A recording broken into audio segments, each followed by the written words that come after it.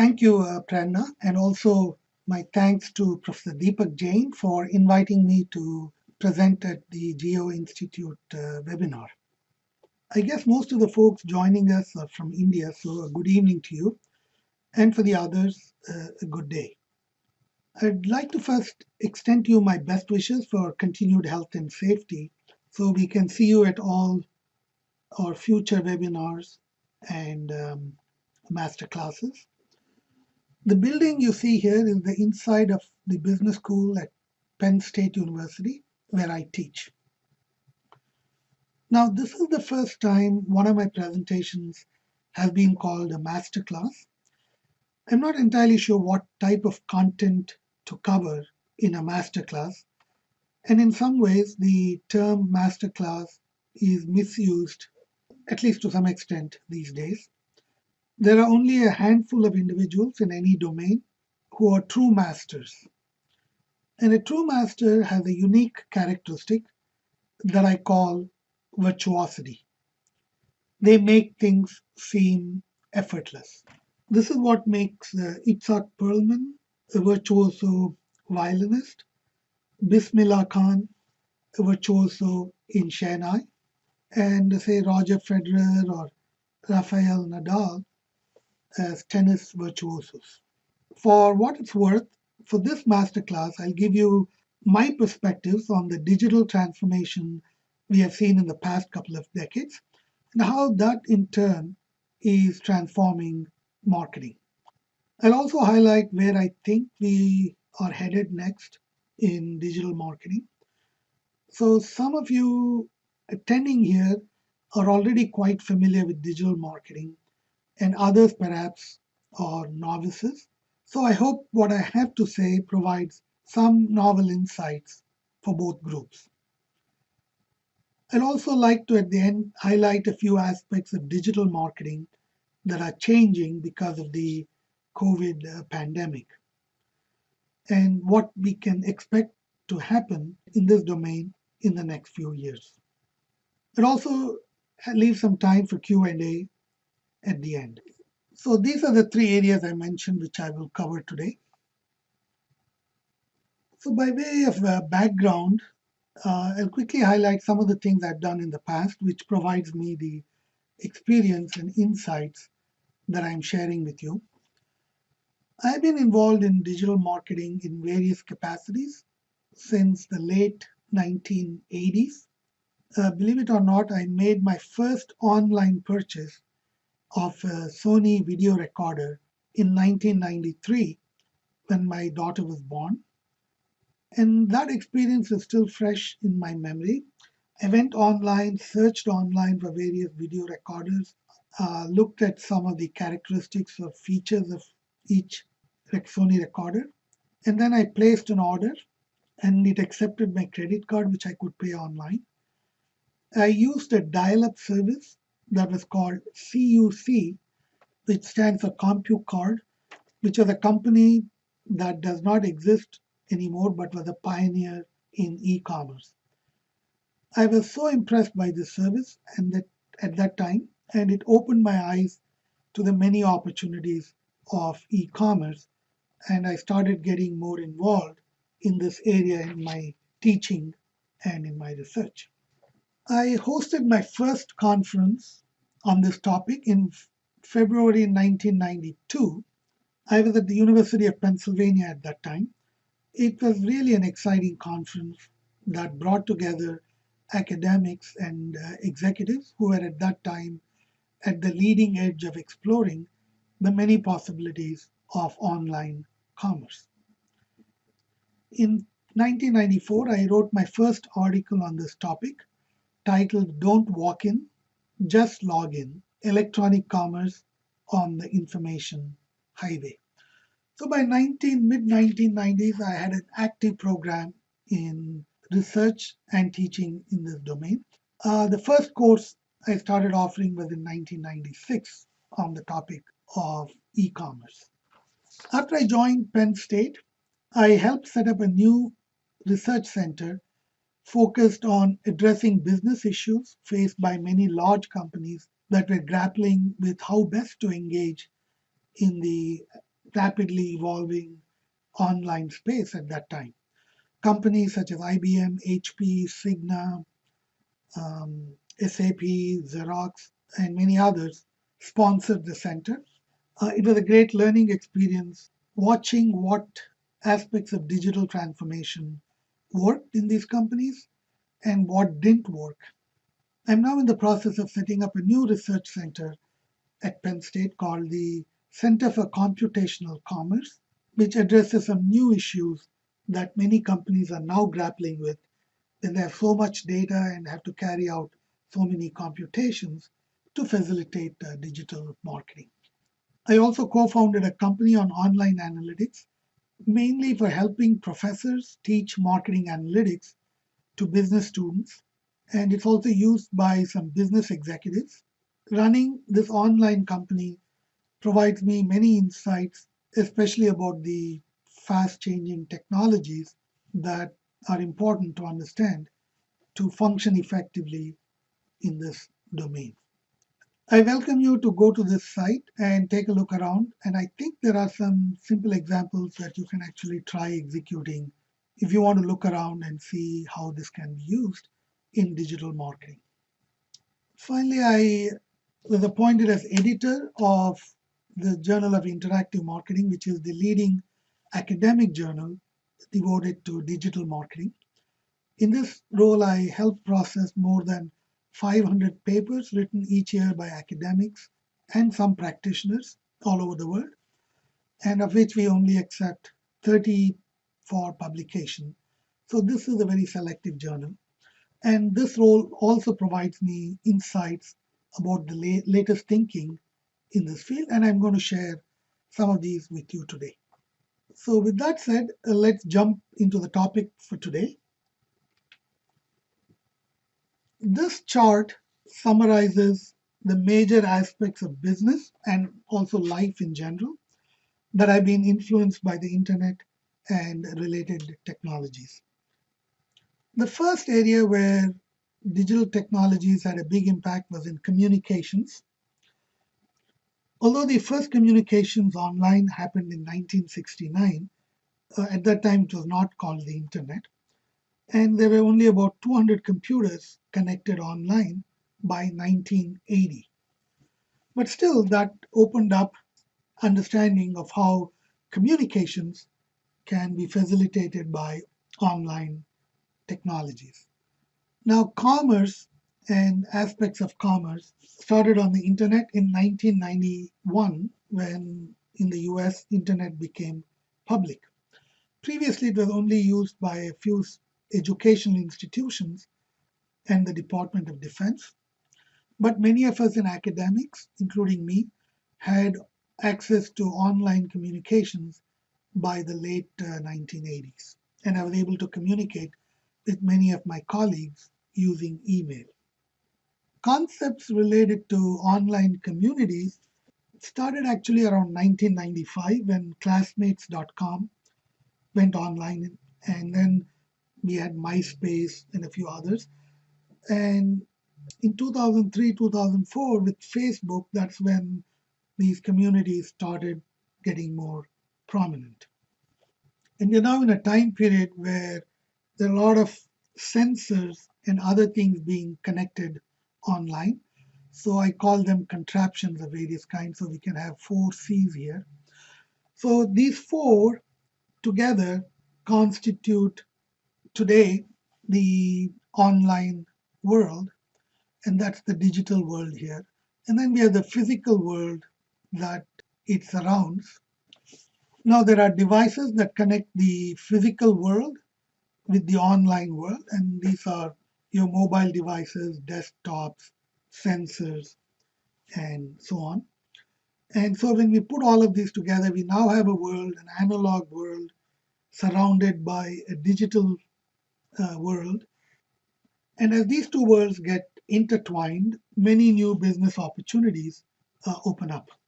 In fact, we use a new term today called phygital, physical and digital. And companies like Uber, DoorDash, Airbnb, and many others have found great success by learning profitable ways to merge the physical and the digital worlds. The relatively unconstrained digital world has no borders and virtually unlimited resources that can be endlessly repurposed. For example, if we run out of domain names, we can just create more domain names and domain addresses.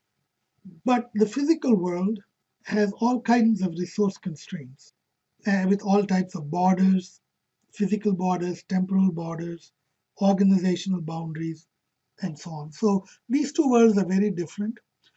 And also the clock speeds of these two worlds are quite different. The clock speed is in seconds or maybe even less in the digital world, but in the analog world or the physical world, it's much slower.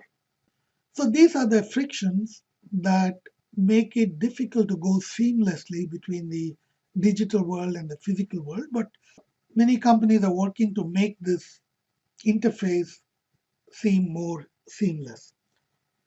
In the COVID world we live today, a physical distance of 6 feet is too close, whereas online, something that's 1,000 miles away is just a few inches away from you on the cell phone. And to make these two worlds sort of work seamlessly is quite challenging. And that's where a lot of important entrepreneurial activities are taking place. Now, many companies cannot simply leave the analog world and go all digital. And there are many companies that, even though they started their life online, have ventured into the offline space. For example, Amazon now has many warehouses.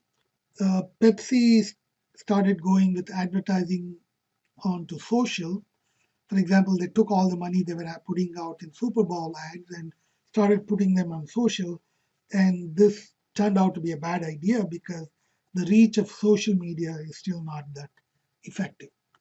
And some new companies such as Verto.com, VRTOE, are trying to create new businesses. For example, Verto allows you to store your luggage in any new city you happen to be in a retail store or in a hotel or somewhere where which are all their allowed locations, and you can simply drop it off. I think it's for $5 a day, and then you can go visit the city. So you don't have to keep everything in your hotel or at the airport locker box or anything like that. So interesting new opportunities are cropping up every day. In this chart, I will highlight how business capabilities have evolved since the beginning of the internet. I mentioned that 1991-92 is when the businesses really started noticing the internet. It also turns out that the majority of S&P companies today started after 1992. So they're relatively new and started, after the digital age. Initially, companies just put static content online. These were like the company brochures and so on. And they did that by using a new language called the Hypertext Markup Language, HTML. Then came the ability to create web pages dynamically where the content could be populated from a database. And what made this possible was the new programming language called Java, which is still used today. So that's when dynamic content was available, and Amazon, say for example, could show a different page for every customer depending on what they knew about that customer. Then came more and more transactions online with innovations in shopping carts, online payment processing, one click ordering, online product reviews. Quite amazing. A lot of important innovations occurred, and you could start making transactions relatively easily online. Then internet also allowed more process management within companies, workflow, continuous process monitoring, and so on. This enabled firms to connect their internal operations and their external operations seamlessly. For example, by connecting enterprise systems such as SAP via internet protocols. Then came what I would call web centric enterprises, and their businesses come mainly from the web or their online presence. They are born and live on the web. These, of course, includes companies like Facebook, TripAdvisor, Uber, etc., who have all their business online. But it also includes companies like EasyJet that reconceptualized the airline business structured around the web as the front end of their business. And there are companies today such as fridgedoor.com, which only sells fridge door magnets. That's it, online. And they survived because they reconceptualized this business for the web, where they could sell from one location literally millions of fridge door magnets, and also could create special magnets for special events and so on. In a couple of weeks in the US, there'll be Halloween, and I'm sure fridgedoor.com will come up with many, many magnets for the Halloween. And of course, a few days later is the presidential elections, and I'm sure they are creating more magnets for that. The next evolution is what I would call real time business. These are more evolved than web centric enterprises in the sense they integrate every aspect of their business to their online presence. Companies that were born on the internet, such as eBay, Amazon, and the like, have reached all these stages, including operations on a real time basis, some quite long ago. For example, the stock markets have had something like a real time business for many, many years. But in companies like GE, IBM, or Coca Cola, becoming a real time enterprise is still a work in progress. A good marker of real time enterprise is one which can close its books nearly in real time. In other words, it has access to all data on sales, receivables, costs, and so on, so they can close the book literally in real time or at least at the end of the day. Real time enterprises typically have a single repository of customer data, the so called data lake, especially a repository of customer data. But data management at this level is still a mess at most companies, especially at legacy companies. I'd also say that another marker of a real time business is demand drives supply, not supply drives demand. And I'll give you an example. So, real time business is very sensitized to changes in demand happening on a minute by minute basis. Next in evolution is what we could potentially call automated businesses, where physical actions are executed digitally. Example, remote execution of a physical process, delivery by drone, and so on. As companies have evolved into real time and automated businesses, the computational structure required to support these businesses become critical.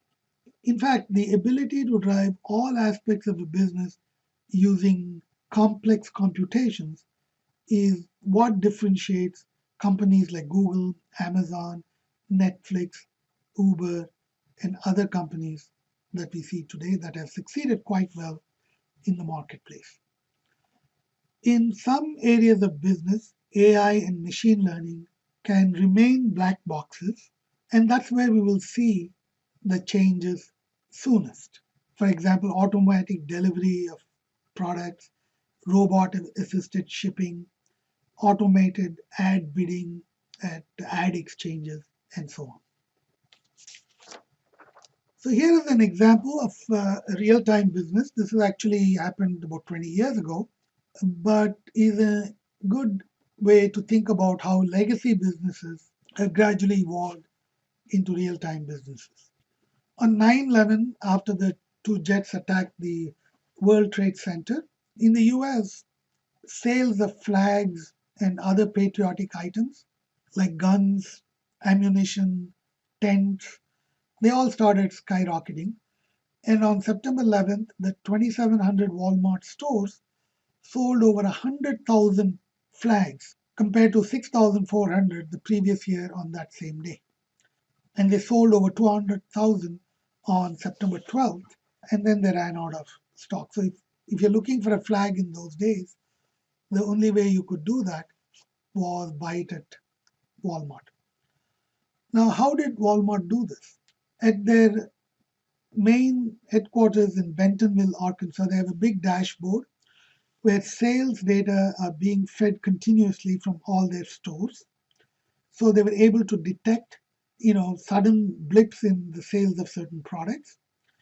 And detecting these blips, Walmart also had at that time a separate online link to all its suppliers. Walmart simply went and locked up all the supplies it could find, the flags and tents and so on, before its competitors could react. Now, this real time processing was not at the individual level, namely at the level of an individual customer, but it was at the level of aggregate sales at stores. But still, that real time tracking had helped this company adapt to a demand surge, which is why I said real time enterprises are demand driven and not as much supply driven. So, here is the sort of structure that existed that helped Walmart do what it did. There was a front end internet for demand side. There was a company digital infrastructure, the dashboard, and so on, the so called intranet, connecting its operations inside. And they had an extranet, which allowed them to link into their supply networks. Today, real time enterprises sort of combine all of these, and they're driven by demand, meaning something that happens in the market gets quickly reflected in what the company does to adapt to those changes. In India, a company like Zerodha has made the stock market a real time operation for many consumers. And before Zerodha, it was difficult for consumers to do real time stock trading in India. So, since the time of the Walmart example, the world has actually changed quite a bit, and there are many ways that online business environment has helped marketers. And today, marketing is becoming real time and contextualized at scale. When I search for information online, I see ads that are more likely to be relevant to me based on my search. That's real time advertising. Google or in some other search engine figures out who I am, or maybe even based on what I'm looking for, it can provide ads that are more relevant for me. But it could also be contextualized simply based on what I'm doing at any given time online. The other day, I was reading a book review for a cookbook at New York Times. It was about Indian pickles.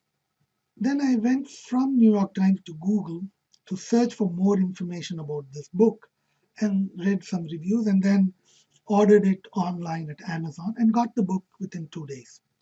This is an example of how contextualized marketing works today, starting with content at a website such as New York Times. In this case, I think Amazon is the only one that made money out of it, and Google and New York Times didn't make any money directly out of me. But 20 years ago, I would have read the article and said to myself, I should go buy that book, and perhaps I would have never bought it. So, this is how contextualized marketing facilitates transactions today.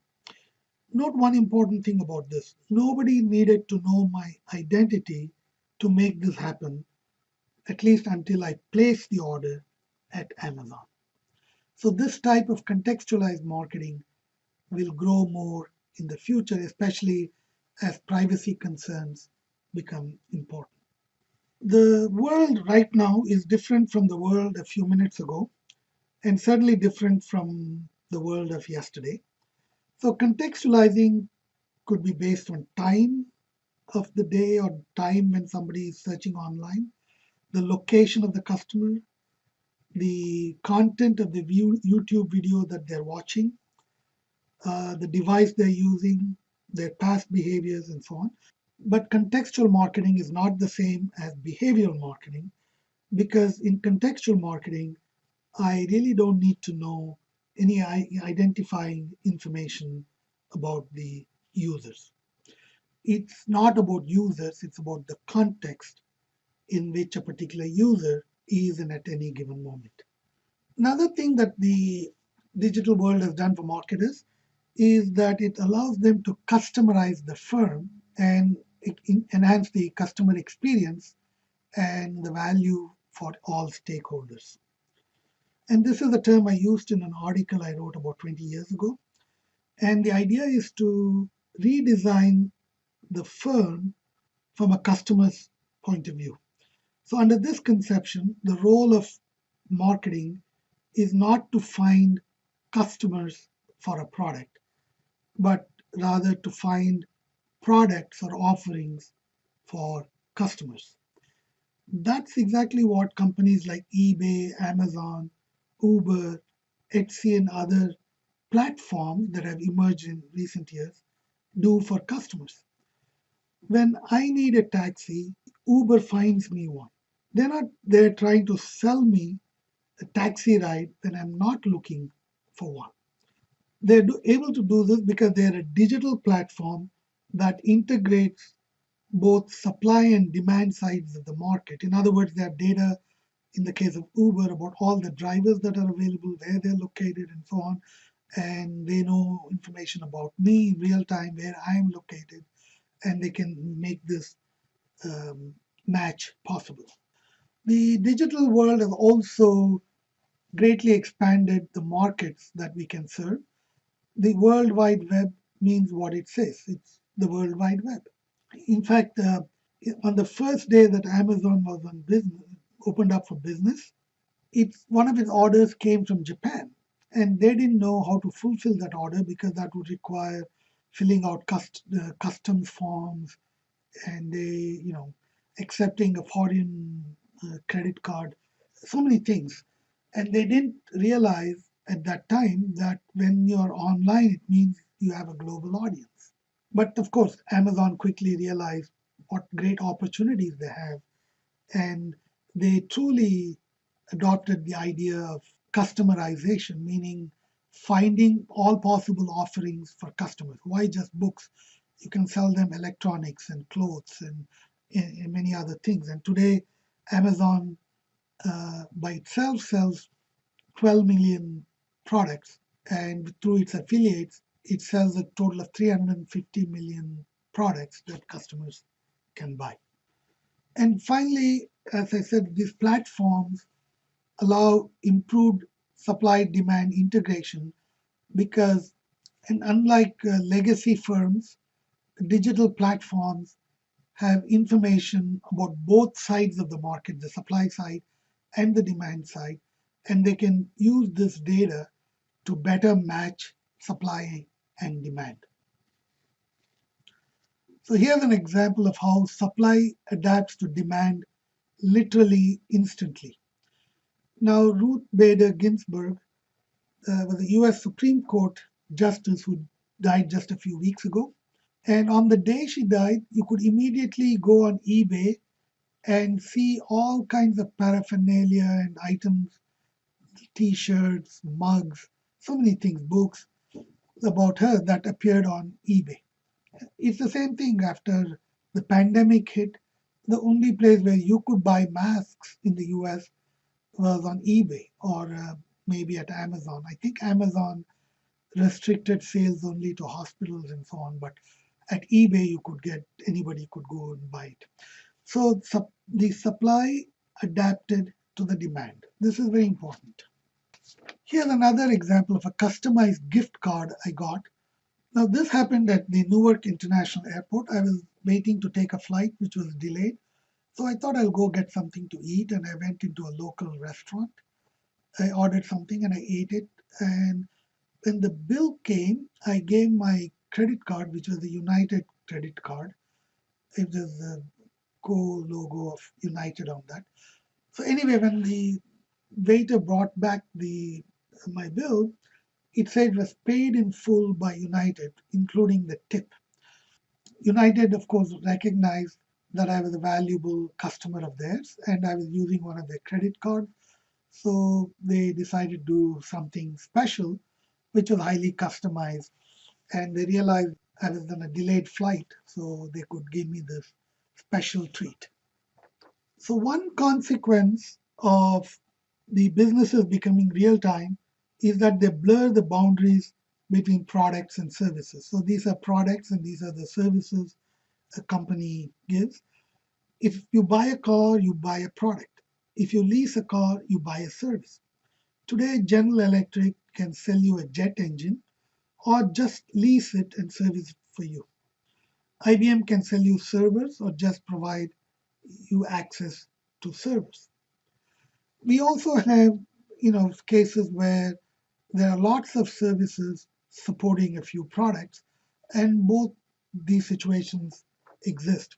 We now have a notion of what we can call service-sized products, meaning products that were no longer simply products but accompanied by a large number of services. In other words, we sell the functionality of a product rather than the product itself. Wikipedia is service-sized encyclopedia. Wine clubs, Spotify, Netflix, they all provide a service subscription instead of selling you products. Fractional jet planes, which are service-sized private planes. And the hospital now puts an RFID chip on a patient so they can track that patient throughout their system and record all the services rendered and charge them appropriately. We can also have productized services. A root canal at a dentist used to be a service, but today it can be purchased at a fixed price. Some people may have a more complicated surgery, some people may have a relatively easier surgery, but you pay the same amount because it's a fixed amount and they charge, open heart surgery so much, my fixed money. Likewise, McDonald's has productized the cooking of a burger, and total IT solutions offered by many vendors include leasing the equipment, setting it up, network management, and even salvage. And one-click ordering at Amazon is shopping process that has been productized. Now that's all old news that's been happening for a while. And at present, what we are seeing is that services and products have sort of commingled here. And the challenge is to find the right assortments of products and services depending on the needs of each customer. So some customer may need one combination, another customer may need another combination, and all these customization capabilities are made possible because they have the digital infrastructure that the companies have put in place and can adapt in real time to meet the needs of each customer. So Netflix allows you to pick and choose whatever movies that you want to see. And Netflix also tracks when people are watching which scenes they go back to. And this way they can get information in real time about what kinds of scenes appeal to different customers. And this is information they can share with movie producers to sort of improve the quality of movies that are made. And I mentioned Amazon that combines so many products and services and makes it all available to on a customized basis to each individual. The world is transforming again, and more contextualized and linked offerings are being provided by what I call as digital business platforms. I just wrote a paper on this recently. You can search online and maybe look it up if you want.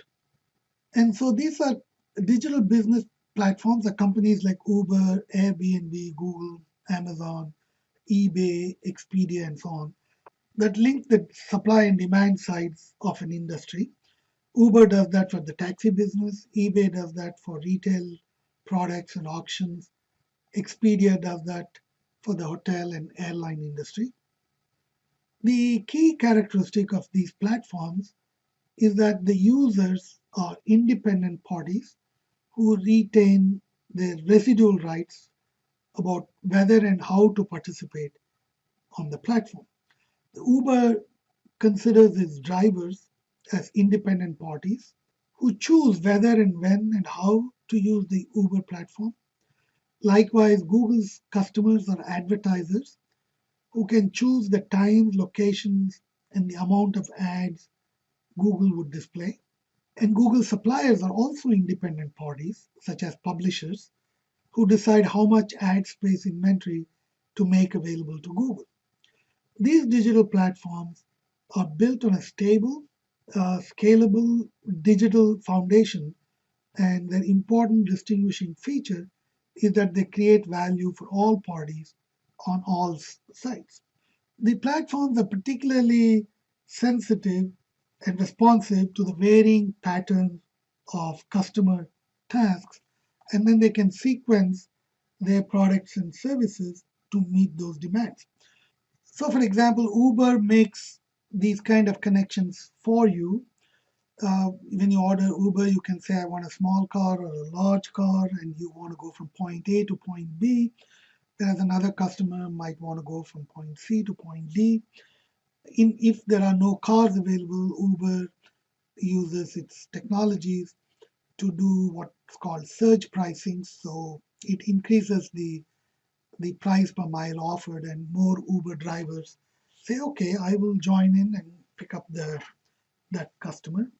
It customizes how payments are made. It tracks how many miles the car drove and how much is to be charged. Whether it accepts credit card mostly in developed countries, but in some countries it accepts cash. So many things have to be customized for each ride, and that's what I mean here.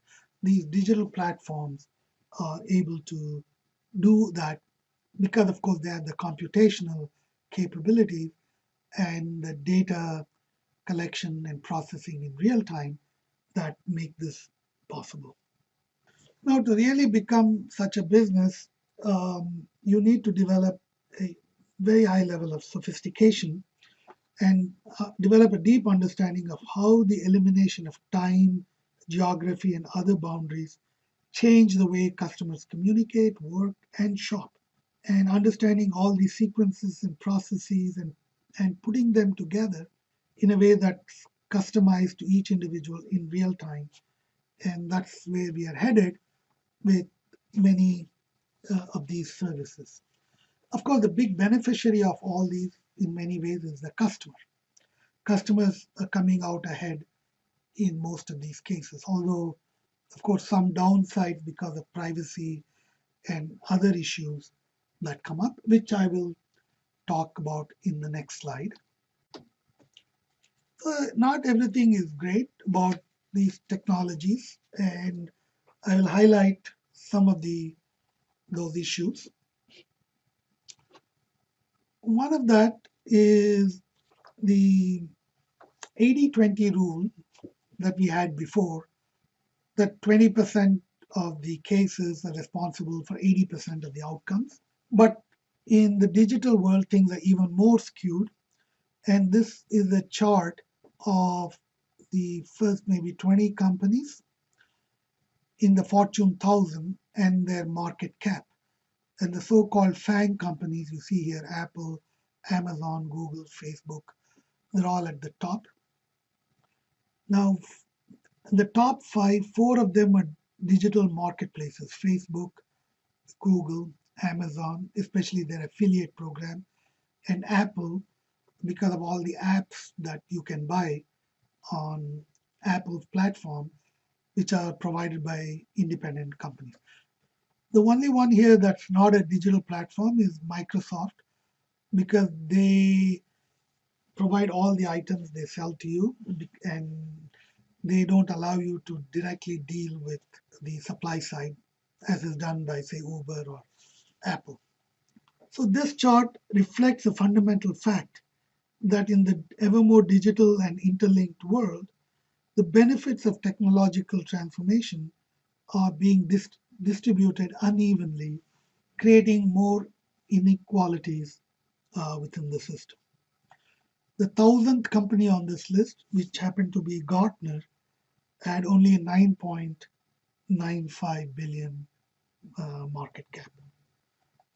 So this is called the long tail, where there are a few people at the head who make a lot of money, and there's a large number of companies that can get a little bit of money in the marketplace, sometimes piggybacking on these big companies. Amazon has nearly 330 million products sold by affiliates, and there are millions of them that are making a livelihood on the Amazon platform. The long tail in the movie business is shown in this chart, where just a few businesses get most of the box office revenue. In this case, mostly the six movies. I think they were all made by Disney, all of them. So pretty much one company dominates the revenue realized in the movie industry, and many others just get a little bit out of the industry. I think Bohemian Rhapsody was 13th on this list, which has some connection to India, of course. And this is the long tail for YouTube channel subscribers, the number of subscribers by channel. And T-Series, which is, I think, a film production company in India that uploads daily Bollywood music videos, that has the largest number of subscribers. But there are actually 31 million YouTube channels, and so there are a lot of people making a little bit of money out of this. And you can see it's not as skewed, but still, there are a few people who make the bulk of the money. In addition to the potential inequalities in income and wealth of companies and of individuals, that are consequences of the digital transformation that I had highlighted in the previous slides. There are also some specific negative consequences of the digital transformation for marketers. And I want to highlight some of these. In spite of many of the technological enhancements, marketing is still grossly inefficient. There is a famous quote attributed to John Wanamaker, who was a Philadelphia retailer and which is included in most textbooks on marketing. He said many years ago that half of his advertising budget is wasted. But he continues to advertise because he doesn't know which half is wasted. Interestingly, this situation has not changed much since then, and in some ways may have gotten worse. For example, even if only 10 out of 1,000 viewers of our display ad click on that ad, we consider that to be a success. That's 1%. Why do we consider it a success? Because it's better than the average click-through rate, which is 0.6%. Now let's say that we get very smart at our targeting and we double our response rates, let's say to 2%. We then congratulate ourselves because it went from 1% to 2%, which is a 100% gain. So we pat ourselves. But is that efficient? And marketing continues to be inefficient because it's next to impossible to reach the right person at the right moment with the right message and then with the right product at the right price. It's very difficult to know whether a particular consumer is at the early stages, so-called the top of the funnel, or at the late stages, at the bottom of the funnel. And so we sometimes do the wrong type of advertising, even to the right customer. There's also bias towards the bottom of the funnel type of advertising because its effects are easier to measure, and we get blindsided by putting a lot more money at the bottom of the funnel when the customer is not ready to take concrete actions. Another consequence is that the power of a brand might get reduced when people search. People may have a predisposition to say buy Sony, And when doing online search, they may go to a lower rated brand, let's say like LG or another brand. So every time people search, the power of a brand may go down. And in every situation where the brand is powerful, people are less likely to search. They say, yeah, I want to buy this particular brand. Likewise, social influence also diminishes, in some cases, the power of the brand. Here is an example.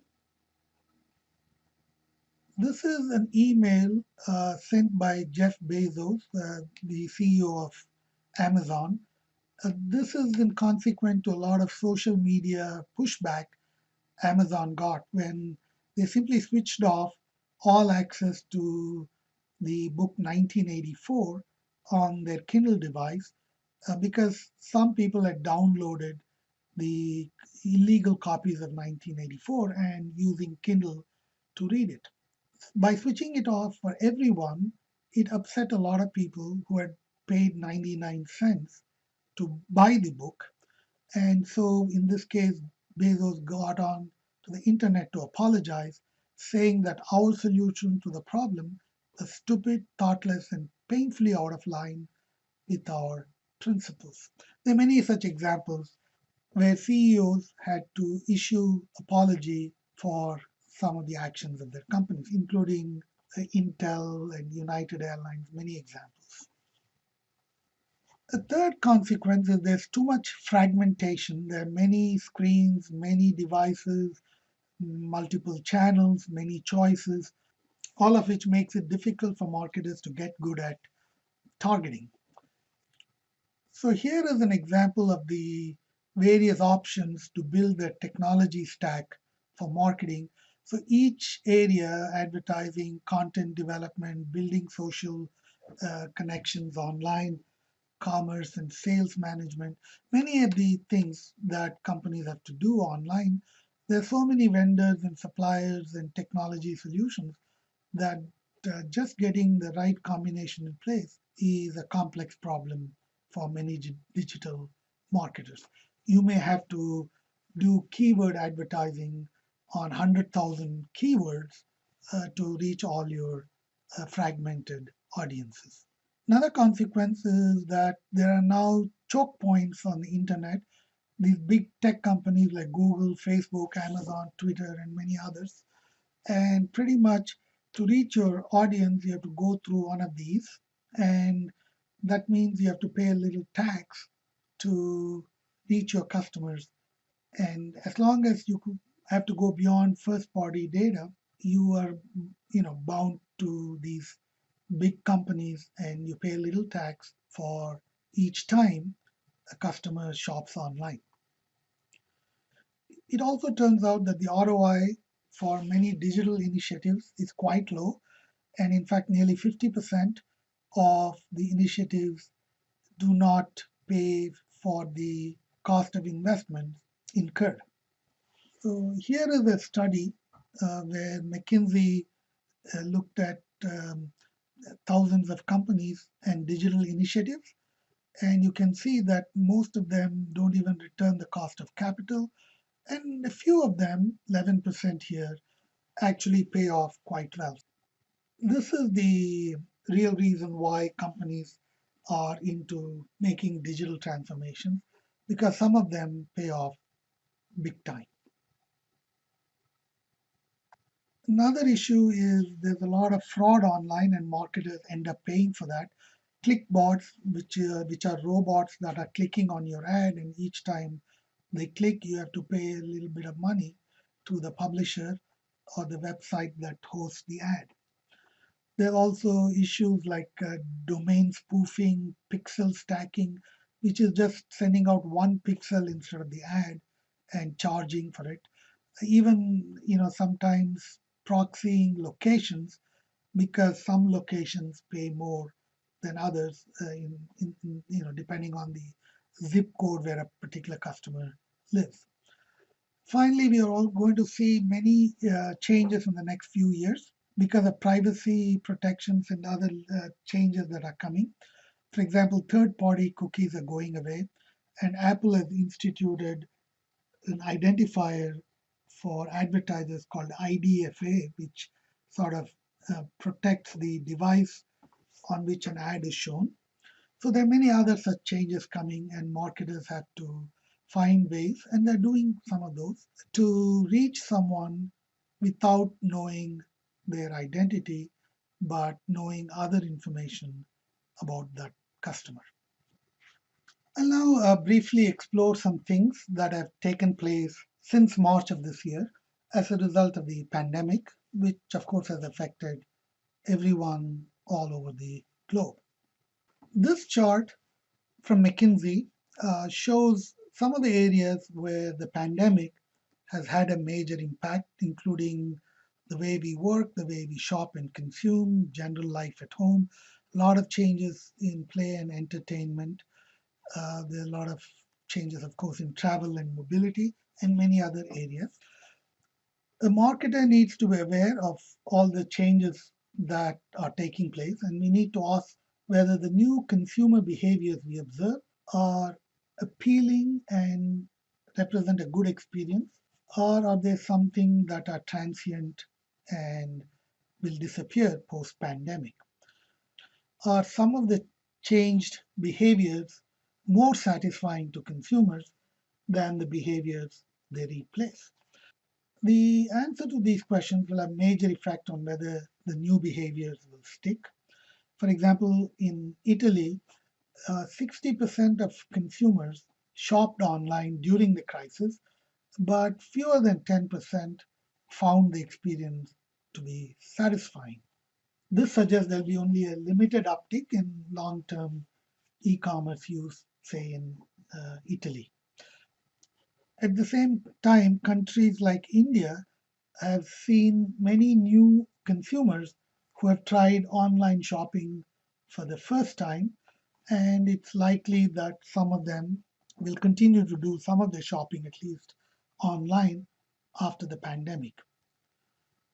Many of the digital transformations that we have seen in recent months have occurred rapidly. For example, many of us in academia quickly adopted online teaching because we had to.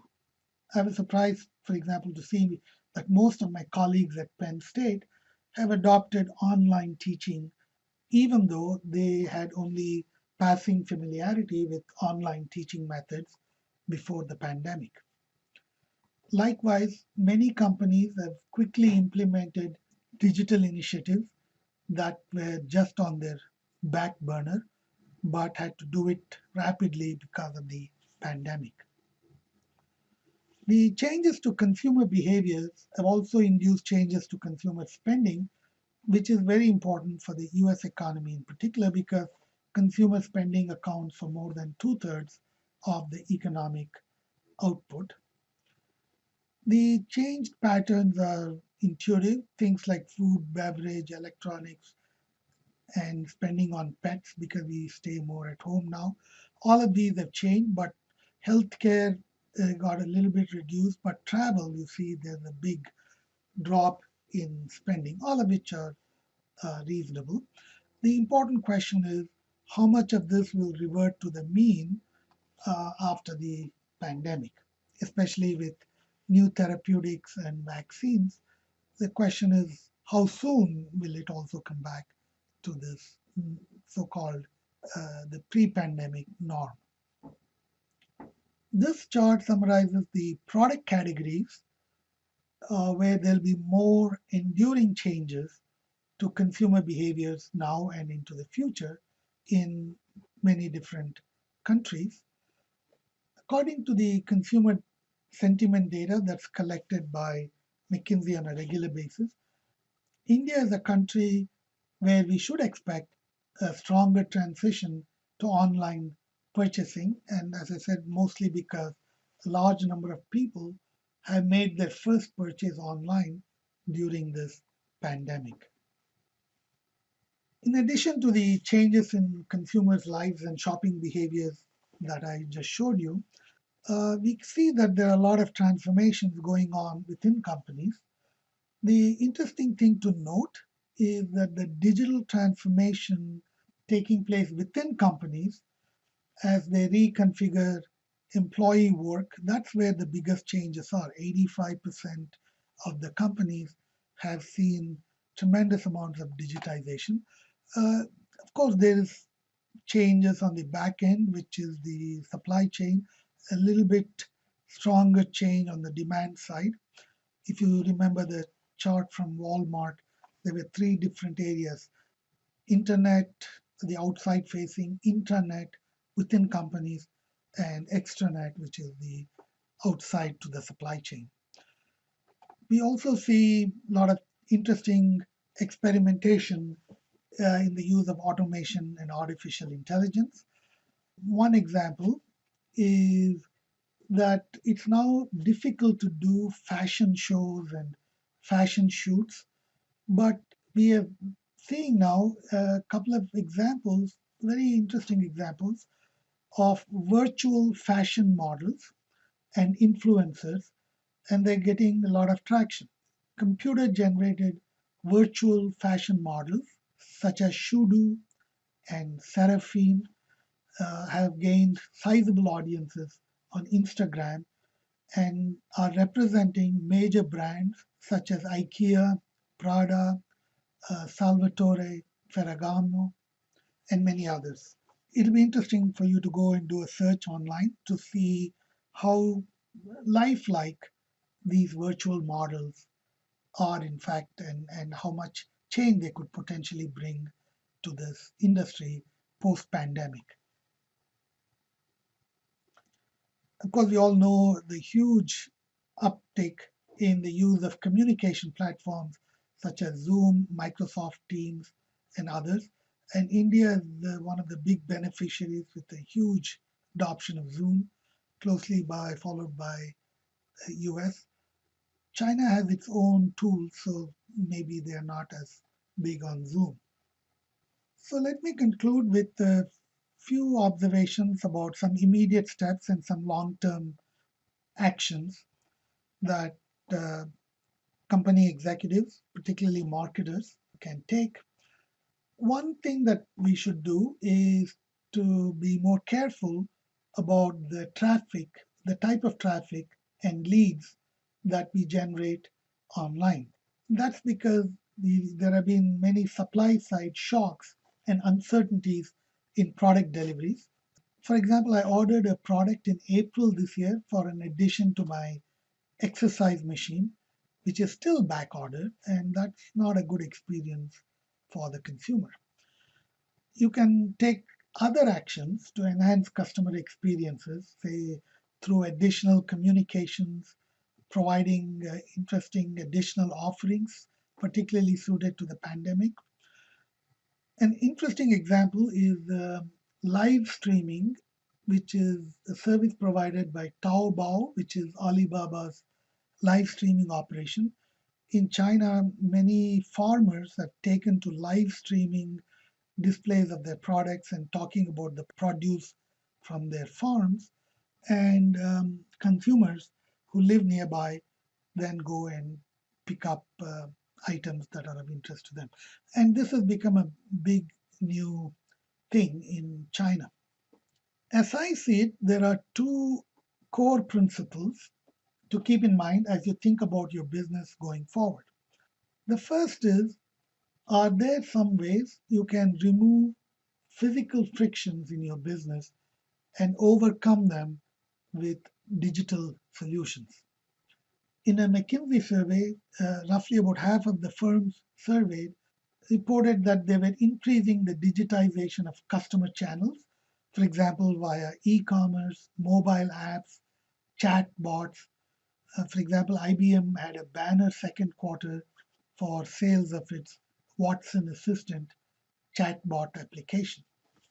Many companies have further digitized their supply chains, for example, by connecting them to digital platforms with their supply chain management software.